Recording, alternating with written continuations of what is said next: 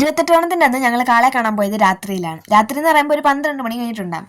അത്യാവശ്യം തിരക്ക് കുറഞ്ഞ സമയം അതാണെന്ന് കരുതിയാണ് ഞങ്ങൾ പോയത്. അങ്ങനെ ഞങ്ങൾ എല്ലാവരും ഓട്ടോയിലാണ് പോയത്. എല്ലാവർക്കും ഇരിക്കാൻ സ്ഥലം ഇല്ലാത്തതുകൊണ്ട് തന്നെ ഒരുത്തി അച്ഛൻ്റെ കൂടെ അങ്ങ് കയറ്റിയിരുന്നു. അങ്ങനെ ഞങ്ങൾ ഓച്ചറിലെത്തി വീഡിയോ എടുത്തോണ്ടിരുന്നപ്പോൾ ഒരു ചേട്ടൻ ക്യാമറയുടെ ഫ്രണ്ടിൽ കൂടെ പോസ് ചെയ്തുകൊണ്ട് പോകുന്നു. ശരിക്കും ഈ വീഡിയോ എഡിറ്റ് ചെയ്യുമ്പോഴാണ് ഞാൻ അങ്ങനെ ഒരു ചേട്ടനെ കാണുന്നത്. പിന്നെ നമ്മൾ പോയി കാളയൊക്കെ കണ്ടു. 1-2 കാളയും കൂടി കയറാനുണ്ടെങ്കിലും അത്യാവശ്യം ബാക്കിയുള്ള എല്ലാ കാളയും നമ്മൾ കണ്ടായിരുന്നു.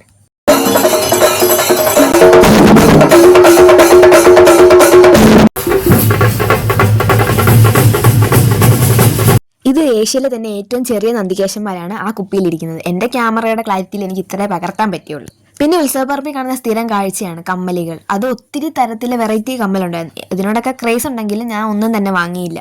പിന്നെ കണ്ടത് അത്തറാണ്. അതും ഇഷ്ടമാണ്, പക്ഷെ അതും വാങ്ങിയില്ല.